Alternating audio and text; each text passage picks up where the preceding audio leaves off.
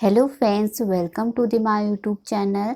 आज मैं आपको जो दिसंबर मंथ में एग्ज़ाम हुए थे सीटेट के, तो उसका मैंने जो साइंस लिया है वो भी 22 तारीख का लिया है दिसंबर।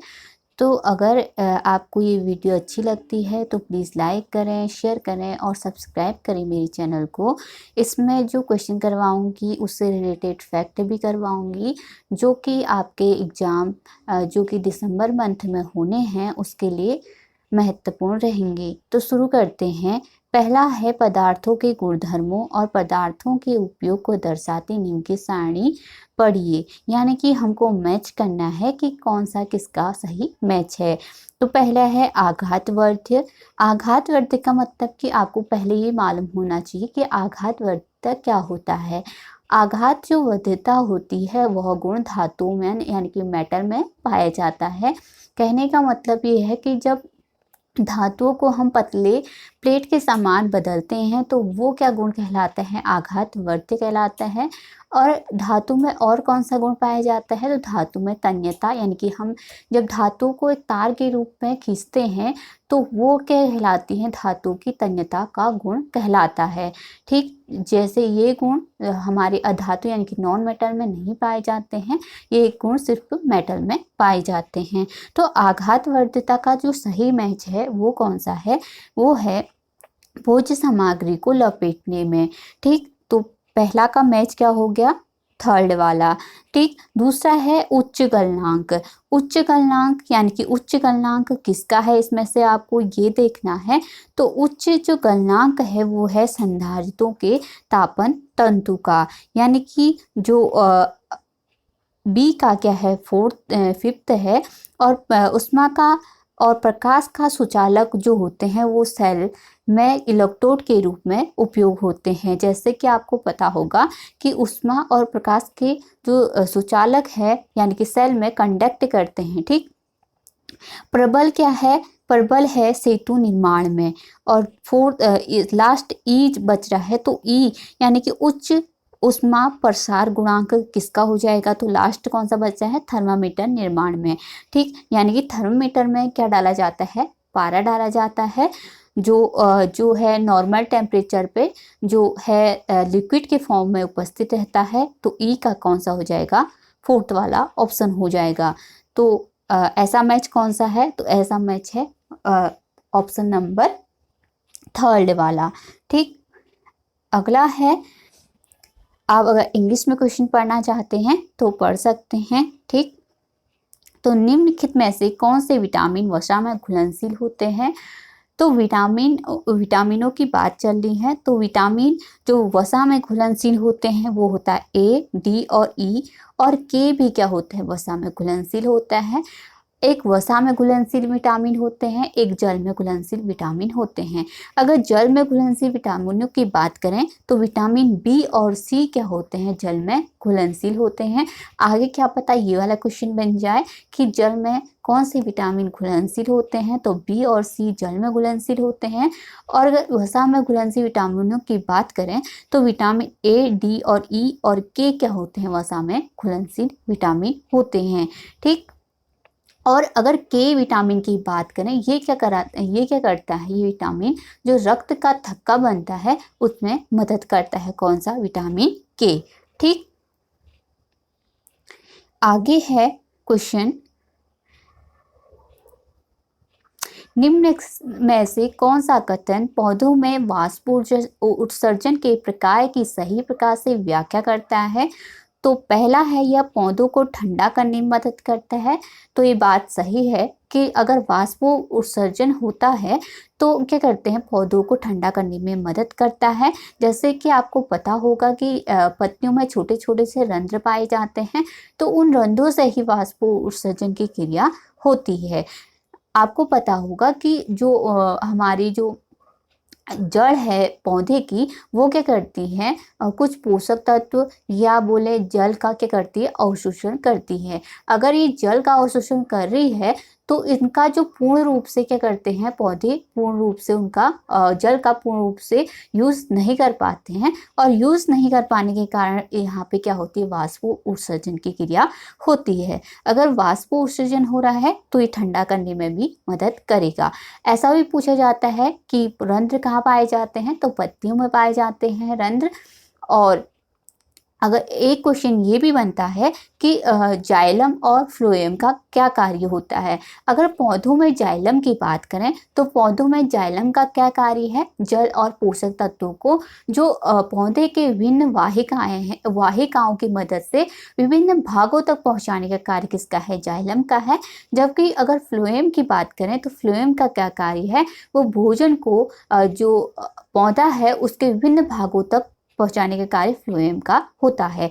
जाइलम और फ्लोएम में कंफ्यूज ना करिएगा, ये क्वेश्चन पूछे जाते हैं इसलिए मैं आपको ये बता रही हूँ। जाइलम का कार्य है जल और पोषक तत्वों को पहुंचाने का, जबकि फ्लोएम का कार्य है भोजन को पहुंचाने का। ठीक, अगला जो बी वाला है, यह जल तथा खनिजों के अवशोषण आवंटन में सहायता करता है। तो ये भी बात सही है कि यह जल और खनिजों के अवशोषण आवंटन में सहायता करता है। थर्ड है, यह पर्यावरण के साथ गैसों के विनिमय में मदद करता है। ये बात भी सही है कि जो पौधों में रंध्र होते हैं वो क्या करते हैं, गैसों के विनिमय। कहने का मतलब क्या है कि ऑक्सीजन और कार्बन डाइऑक्साइड जो गैस होती है उनके विनिमय का कार्य भी रंध्रों के द्वारा किया जाता है, यानी कि वाष्पोत्सर्जन के प्रकार से सही है, कहने का ये मतलब है। तो इनमें तीनों क्या ऑप्शन क्या है, सही है। तो ऑप्शन नंबर 4 क्या हो जाएगा, इसका सही आंसर हो जाएगा। ठीक, अगला क्वेश्चन है, किसी ईंट द्वारा नियत क्षेत्रफल पर लगाए जाने वाले दाब के संदर्भ में कौन सा कथन सही है। तो ये क्या करते हैं, दाब क्या होता है, क्षेत्रफल के व्युत्क्रमानुपाती होता है, पहला है। दूसरा है, दाब की दिशा आरोपित बल की दिशा के विपरीत होती है। थर्ड है, दाब और बल का मात्रक एक ही होता है।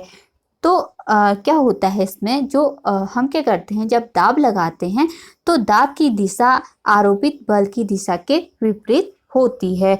तो ऑप्शन नंबर 2 क्या, विपरीत नहीं होती है। अगर हम क्या कर रहे हैं, कहीं पे दाब लगा रहे हैं तो वो विपरीत, जो बल की दिशा होगी विपरीत नहीं होती है। अगर हम पहले ऑप्शन की बात करें कि दाब क्षेत्रफल के व्युत्क्रमानुपाती है, तो ये कथन क्या है, सही है। तो दाब क्या होता है, क्षेत्रफल के व्युत्क्रमानुपाती होता है। ऑप्शन नंबर बी यानी कि सेकंड क्या है, इसका सही आंसर है। अगला है, सौर्य लंबी पैदल यात्रा पर गया और पैदल चलते समय एकाएक उसका हाथ पहाड़ी के अनुदिश पार्श्व में उगी किसी झाड़ी से लग गया। उसने डंक लगने का अनुभव किया और उसके हाथ में खुजली होने लगी। तुरंत ही अनुदेशक महोदय ने पास के किसी एक पौधे से एक पत्ती ली, उसे मसला और फिर उसके रस को हाथ के प्रभावित क्षेत्र पर रगड़ा। उस डंक की तथा पत्ती के रस की रासायनिक प्रकृति क्रमशः क्या होगी। जब क्या कर रहा है, सौर्य जा रहा है तो उसको डंक का अनुभव हुआ। डंक का अनुभव, अगर हम कहें कि जो डंक है उसमें कौन सा अम्ल पाया जाता है, तो उसमें फॉर्मिक अम्ल पाए। अगर चींटियों की बात करें तो उसमें फॉर्मिक अम्ल पाया जाता है, यानी कि जो डंक मारा था उसमें कौन सा पदार्थ था, अम्लीय पदार्थ था। अगर उस अम्लीय पदार्थ है उसको हमको उदासीन करने के लिए क्या चाहिए, तो हमको क्या चाहिए, क्षार चाहिए। तो उनके टीचर ने क्या किया होगा कि जहाँ पे जिस पौधे में क्षार उपस्थित है उसको उसके जहाँ पे डंक मारा है वहाँ पे लगा दिया होगा, जिससे क्या होगा, यानी कि जिससे डंक में क्या होगा, अम्ल होगा, और पत्ती के रस में क्या होगा, क्षारी होगा। यानी कि ऑप्शन नंबर ए क्या है, इसका सही आंसर होगा। अगर कहीं पे आपको डंक या ऐसी कुछ मिले तो वहाँ पे हमेशा क्या होता है, अम्ल ही होता है। ठीक, एसिड होता है। अगला क्वेश्चन है, व्हेल, शार्क, डॉल्फिन और मछली सभी जलीय जीव है। निम्न में से कौन सा कथन उनके श्वसन तंत्र का सही प्रकार से वर्णन करता है। अगर हम व्हेल या शार्क या डॉल्फिन या मछली सभी जलीय जीवों की बात करें तो ये सभी हमको क्या दे रखे हैं, जलीय जीव दे रखे हैं। अगर हम मछलियों की बात करें तो इनमें कौन सा श्वसन तंत्र पाया जाता है, इनमें गिल या इनको क्लोम कहें वो पाए जाते हैं। लेकिन अगर हम व्हेल और क्या करें डॉल्फिन की बात करें तो इनमें जो होते क्लोम या गिल नहीं पाए जाते हैं। ठीक, इनमें नासा छिद्र होते हैं, ये उनकी सहायता से क्या करते हैं सांस लेते हैं और ये क्या करते हैं देर समय तक अपने श्वसन तंत्र को यानी कि क्या करते हैं जब ये जल से बाहर आते हैं तब क्या करते हैं ऑक्सीजन को ग्रहण करते हैं। ऑक्सीजन ग्रहण करने के बाद ये तली में चले जाते हैं और देर तक बिना सांस लिए भी ये जीवित रह सकते हैं। तो व्हेल और डॉल्फिन ऐसे जलीय जीव हैं जिनमें क्या होता है ये इनमें गिल या क्लोम नहीं पाए जाते हैं। अब इनकी ऑप्शन की बात करते हैं कि ये सभी क्लोम द्वारा सांस लेते हैं, जैसा कि मैंने आपको बताया कि डॉल्फिन और जो व्हेल होते हैं वो क्लोम या के द्वारा सांस नहीं लेते हैं। दूसरा ऑप्शन है व्हेल और मछली क्लोम द्वारा सांस लेते हैं, तो इसमें व्हेल आ गया, तो ये ऑप्शन भी क्या हो गया गलत हो गया। अगर थर्ड ऑप्शन की बात करें शार्क और डॉल्फिन फुसफुस यानी कि फेफड़े के द्वारा सांस लेते हैं, तो ये भी क्या हो गया गलत हो गया। चौथा है व्हेल और डॉल्फिन फुसफुस के द्वारा सांस लेते हैं, तो ये क्या हो गया ऑप्शन सही हो गया। जैसे मैंने आपको कहा जैसे हम सांस लेते हैं हम क्या करें नासा जो हमारी नाक है वहाँ से सांस लेते हैं, उसके बाद फेफड़ों में जाती है, तो डॉल्फिन और व्हेल में भी ऐसे ही पाई जाती हैं। तो ऑप्शन नंबर 4 क्या हो जाता है इसका सही आंसर हो जाएगा। अगला है मानव उत्सर्जन तंत्र में अपशिष्ट के निष्कासन के लिए निम्न चरणों के सही क्रम का चुनाव कीजिए। तो इसका सही क्रम क्या होगा हमको ये पूछना है। पहला है मूत्राशय वृक्क मूत्रवाहिनी मूत्रमार्ग। चौथा है वृक्क मूत्राशय मूत्रवाहिनी मूत्र मार्ग। थर्ड है वृक्क मूत्रवाहिनी मूत्राशय मूत्रमार्ग। फोर्थ है मूत्राशय वृक्क मूत्रमार्ग और मूत्रवाहिनी। अगर आप मेरे जो चैनल है टॉपिक वाइज डिटेल में जो मैंने पढ़ा रखे हैं साइंस की वो देखना चाहते हैं तो आप देख सकते हैं। इसमें मैंने डिटेल से जो टॉपिक है वो करा रखे हैं, आपको ज़रूर उससे फ़ायदा होगा। और ये जो क्वेश्चन यानी कि क्वेश्चन आया है ये भी मैंने वहाँ पर कराया है। अगर हम बात करें तो इसमें ऑप्शन नंबर 3 क्या है सही आंसर है। सबसे पहले जो मूत्र है वो कहाँ जाएगा वृक्क में जाता है, उसके बाद मूत्रवाहिनी में जाता है, उसके बाद मूत्राशय में जाता है, उसके बाद मूत्रमार्ग में जाता है। ठीक, अगला है 68 कॉलम ए के पौधों का कॉलम बी से मिलान कीजिए, यानी कि हमको क्या करना है मैच करना है। तो मैच करना है हमको कटिंग बीजाणुनिर्माण विखंडन और मुकुलन ये हमको दे रखा है। तो इसमें कैसे करेंगे कटिंग पाई जाती है गुलाब में, या आप लोग सब जानते होंगे कि हम गुलाब के पौधे में एक तना लें और उसकी कटिंग करें उसको लगा दे तो वो क्या हो जाता है लग जाता है। तो पहले का ऑप्शन तो पहला हो गया। ठीक, और बीजाणु निर्माण किस में पाया जाता है तो बीजाणु निर्माण पाया जाता है फंड में भी पाया जाता है। अगर यहाँ पे हम डबल रोटी में जो कवक उगते हैं उनकी बात करें तो वो उनका निर्माण भी कहाँ से होता है अलैंगिक जनन यानी कि बीजाणु निर्माण के द्वारा होता है। अगर विखंडन की बात करें तो विखंडन किस में पाया जाता है स्पाइरोगैरा में पाया जाता है। अगर मुकुलन की बात करें तो मुकुलन पाया जाता है यीस्ट में। तो ऑप्शन नंबर जो हो गया इसका पहले का पहला है, तो ऑप्शन नंबर 2 क्या हो गया इसका सही आंसर हो जाएगा। ठीक, अगला है किसी रासायनिक अपक्रिया में निहित पदार्थों के निम्न पहलुओं को देखिए। सभी पदार्थों की भौतिक अवस्था, सभी पदार्थों के अणुओं की संख्या, प्रत्येक पदार्थ के परमाणुओं की संख्या, सभी पदार्थों के सभी परमाणुओं का द्रव्यमान।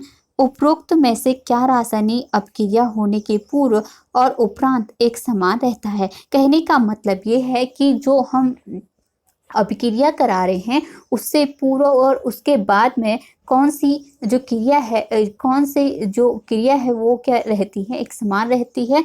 अगर हम बात करें परमाणुओं की तो परमाणुओं की संख्या क्या रहती है बराबर रहती है, चाहे वो अपक्रिया होने से पूर्व हो या अपक्रिया होने के बाद भी उतनी ही संख्या हमको प्राप्त होती है। डी वाला ऑप्शन है सभी पदार्थों के सभी परमाणु का द्रव्यमान भी क्या रहता है, समान रहता है। तो ऑप्शन नंबर क्या हो जाएगा इसका, थर्ड वाला क्या हो जाएगा, सही हो जाएगा। ठीक, अगर हम भौतिक अवस्था की बात करें तो जरूरी नहीं कि उसकी भौतिक, अगर हम अभिक्रिया करा रहे हैं तो उसकी जो अवस्था है यानी कि भौतिक अवस्था है वो समान ही रहे।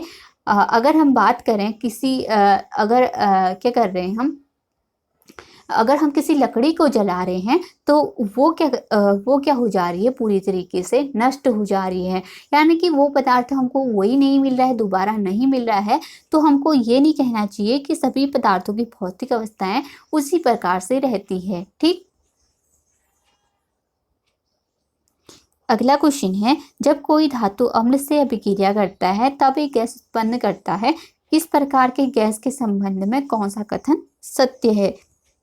धातु की बात हो रही है और धातु क्या कर रहा है, अम्ल से अभिक्रिया कर रहा है। जब धातु अम्ल से अभिक्रिया करता है तब क्या हाइड्रोजन गैस उत्पन्न करता है, और हाइड्रोजन गैस उत्पन्न होने के साथ एक ध्वनि आती है, वो कौन सी ध्वनि होती है, पॉप की ध्वनि होती है।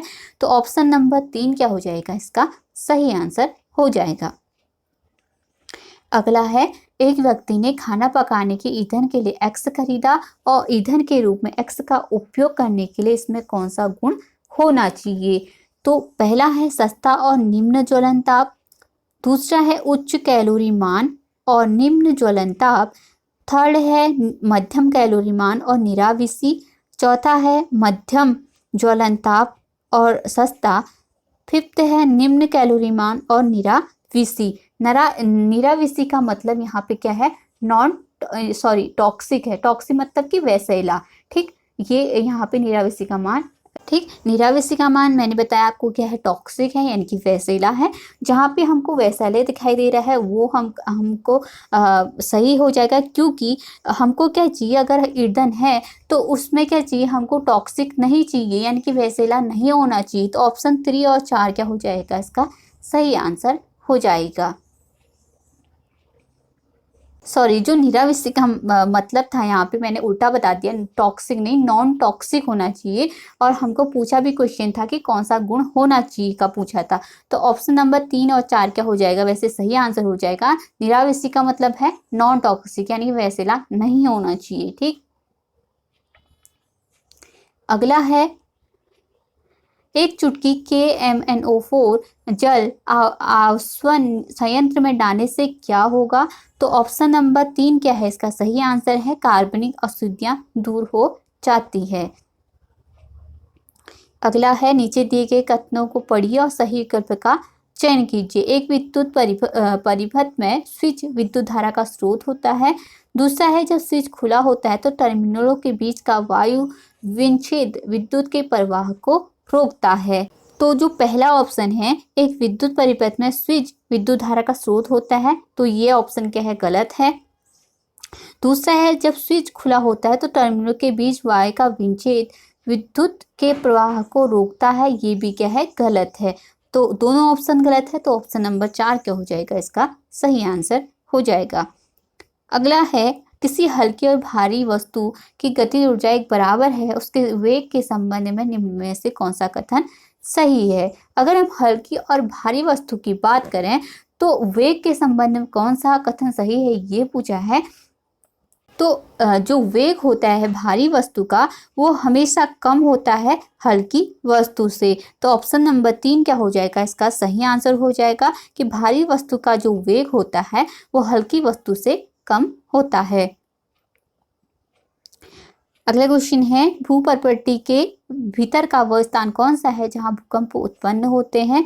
तो ऑप्शन नंबर 2 क्या है, इसका सही आंसर है भूकंप का अधिकेंद्र यानी कि केंद्र। ठीक, अगला है, किसी शिक्षक ने विद्यार्थियों से एक चुंबक को विचुंबकित करने की विधि का सुझाव देने के लिए कहा।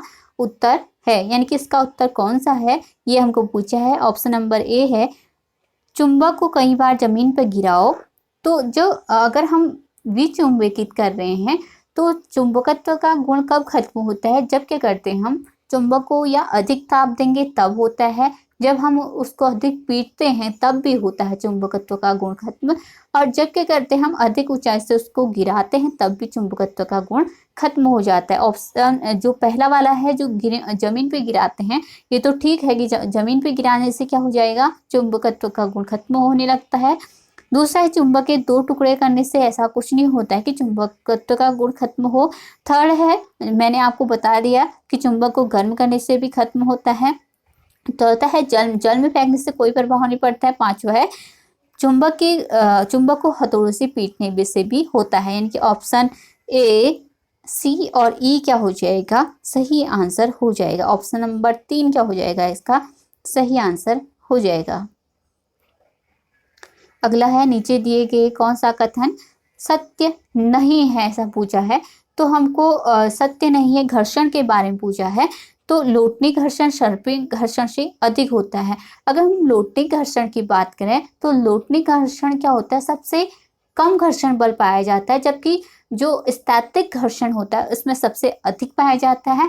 उसके बाद सर्पी घर्षण में पाया जाता है, उसके बाद लोटनी घर्षण में पाया जाता है। यानी कि सबसे अधिक स्थैतिक में पाया जाएगा, उसके बाद सर्पी में पाया जाता है, उसके बाद लोटनी घर्षण में पाया जाता है। तो ये कथन तो गलत हो गया कि सर्पी घर्षण अधिक होता है लोटनी घर्षण से। ठीक, सर्पी घर्षण स्थैतिक घर्षण से कम होता है।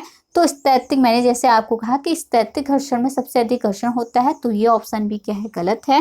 थर्ड है स्थैतिक घर्षण लोटनी घर्षण से अधिक होता है, तो ये क्या है, सही है। ऑप्शन नंबर 3 क्या हो जाएगा, इसका सही हो जाएगा।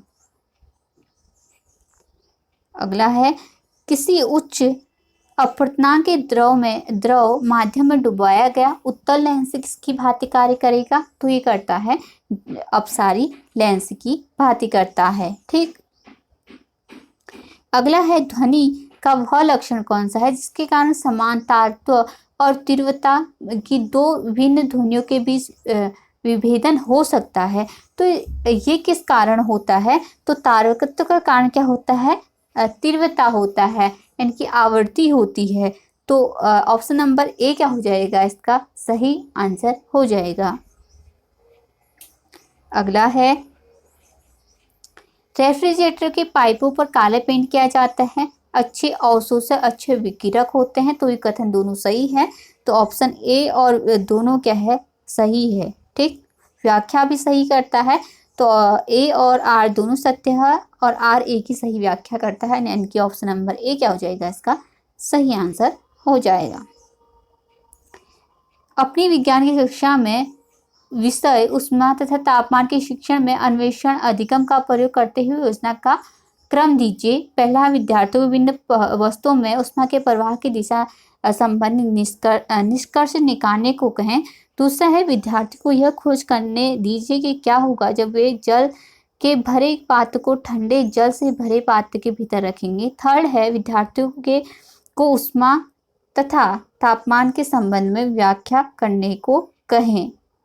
तो पहला, विद्यार्थियों को विभिन्न वस्तुओं में उष्मा के प्रवाह की दिशा को संबंधित निष्कर्ष निकालने को कहें। ये क्या है, ठीक है। अगर हम निष्कर्ष निकालने के कहेंगे तो बच्चे क्या करेंगे, उस दिशा में सोचने भी लगेंगे। तो पहला तो हो गया सही। दूसरा है, विद्यार्थियों को खोज करने दीजिए कि क्या होगा जब वे जल के भरे एक पात्र को ठंडे जल से भरे पात्र के भीतर रखेंगे। ये उष्मा का हो गया, पहले उष्मा का हो गया, दूसरा वाला ताप वाला दे दिया, तो ये पहले वाला करेंगे, फिर बी वाला करेंगे, फिर उष्मा को विद्यार्थी को उष्मा और तापमान के संबंध की व्याख्या करेंगे। यानी कि पहला हमने बच्चों को जो है उष्मा के बारे में दे दिया, ठीक।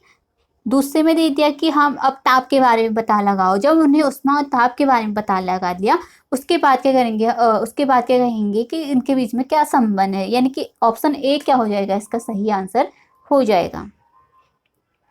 विद्यार्थियों में सृजनात्मकता के पोषण के लिए एक शिक्षक को निम्न कार्य करने चाहिए, सिवाय इसके क्या कार्य करने चाहिए, यानी कि क्या कार्य नहीं करने चाहिए पूछा है।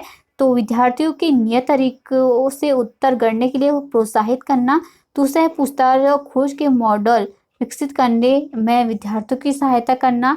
ये तो सही है, ये तो करना चाहिए। थर्ड है बहुविषयक दृष्टिकोण के उपयोग में, ये भी सही है। विद्यार्थियों को विविध प्रकार के अधिगम अनुभव प्रदान कर, ये भी सही है। इनका ऑप्शन नंबर ए क्या हो जाएगा, गलत हो जाएगा। अगला है एक जांच आधारित कक्षा 8th जिसमें समतल दर्पण में प्रतिबिंब बनने की प्रक्रिया का परिचय दिया जाना है। मैं निम्नलिखित में से कौन सा चरण अन्य चरणों से पहले आएगा, यानी कि पहला चरण कौन सा होगा, ये हमको पूछा है। पहला है छात्र किरण आरेख बनाते हैं जिसमें वस्तु के दर्पण तक और दर्पण से अवलोकनकर्ता तक प्रकाश के पथ को दर्शाया गया है। दूसरा है छात्र दर्पण के सम्मुख विभिन्न स्थितियों पर बहुत सी वस्तुओं को रखते हैं और उनके प्रतिबिंब का अवलोकन करते हैं। तो ऑप्शन नंबर 2 क्या है, इसका सही आंसर है कि जब क्या करेंगे बच्चे, क्या करेंगे, समतल दर्पण के सामने क्या करेंगे, वस्तुओं को रखेंगे और उनके प्रतिबिंब का अवलोकन करेंगे, तब वो समझ पाएंगे कि समतल दर्पण होता क्या है। ठीक, तो ऑप्शन नंबर 2 क्या हो जाएगा, इसका सही आंसर हो जाएगा।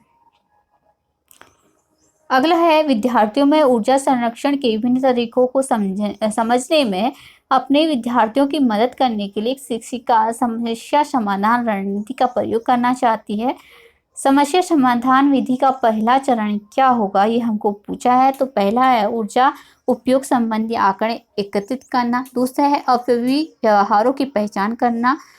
तो हमको सबसे पहले ये करना होगा, ऊर्जा उपयोगी संबंधित आंकड़ों को क्या करना होगा, एकत्रित करना होगा। अगला है बीजों के अंकुरण पर आधारित एक अनुसंधानात्मक गतिविधि में छात्र छात्राओं को शामिल करते हुए शिक्षक का निम्न प्रश्न पूछती है। पहला है यदि हम जल की मात्रा को दुगुनी कर देते हैं तो कितने बढ़ेंगे। तीसरा है प्रति सप्ताह वे कितने बढ़ेंगे। निम्नलिखित में से कौन सा कौशल इन प्रश्नों द्वारा विकसित हो रहे हैं। पहला चर नियंत्रण तथा अवलोकन, दूसरा है वर्गीकरण या अवलोकन, थर्ड है निष्कर्ष निकालना परिकल्पना, फोर्थ है अवलोकन और वर्गीकरण। तो ऑप्शन नंबर ए क्या है, इसका सही आंसर है कि पहला चरण, पहले क्या करेंगे, जो शिक्षिका है ये क्या कह रही है कि यदि हम जल की मात्रा को दुगुनी करेंगे तो वो कितने बढ़ेंगे। दूसरा है प्रति सप्ताह कितने, एक क्रम में हमको क्या कर रहा है, पूछा जा रहा है। तो चर नियंत्रण अवलोकन इसका क्या हो जाएगा, सही आंसर हो जाएगा।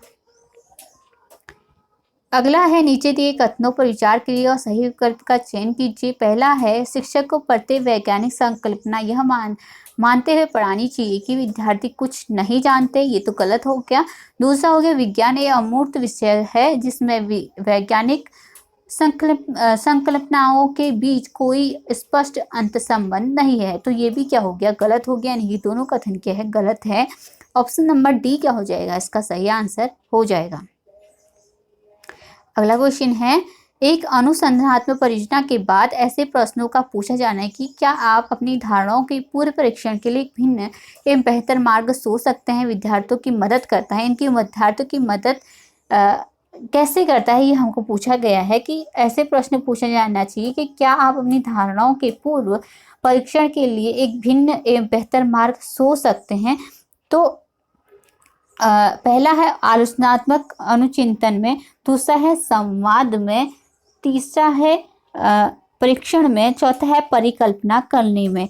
तो ऑप्शन नंबर ए क्या हो जाएगा, इसका सही आंसर हो जाएगा आलोचनात्मक अनुचिंतन में सहायता करेगा। ठीक, अगला है शिक्षिका ने कक्षा में निम्नलिखित प्रश्न पूछते हुए क्या विषय पढ़ाना है यह बताए बिना चक्रवात के विषय का परिचय दे दिया। क्या तुमने समाचारों में 2021 में पश्चिमी बंगाल और उड़ीसा की भारी वर्षा के विषय में सुना है।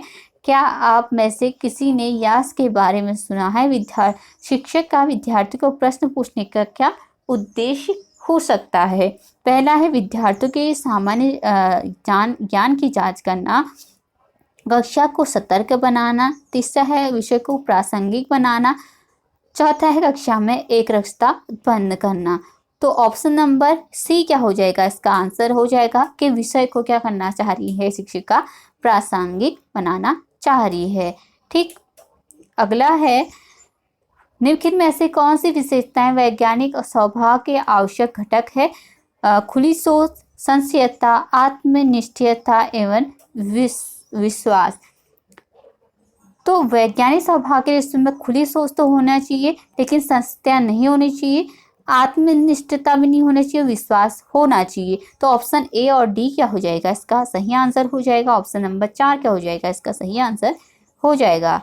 लास्ट क्वेश्चन है, सही वाक्य का चयन कीजिए। विज्ञान तर्क और कल्पनाओं का मिश्रण है। दूसरा है, विज्ञान एक प्रक्रिया है, उत्पाद नहीं। थर्ड है, विज्ञान में बेहतर ही सब कुछ है। चौथा है, सिर्फ विज्ञान विद्यार्थियों के मूल्यों का विकास कर सकता है। तो विज्ञान क्या है, एक तर्क एवं कल्पनाओं का मिश्रण है। ऑप्शन नंबर ए क्या है इसका सही आंसर है। आई होप आपको ये वीडियो पसंद आएगी और मैं इसको और भी कंटिन्यू रखूँगी। अगर आपको ये वीडियो पसंद आती है तो आपको अगर पसंद आती है तो प्लीज़ लाइक करें, शेयर करें और सब्सक्राइब करें और अपने दोस्तों के साथ शेयर करना ना भूलें। Thank you so much.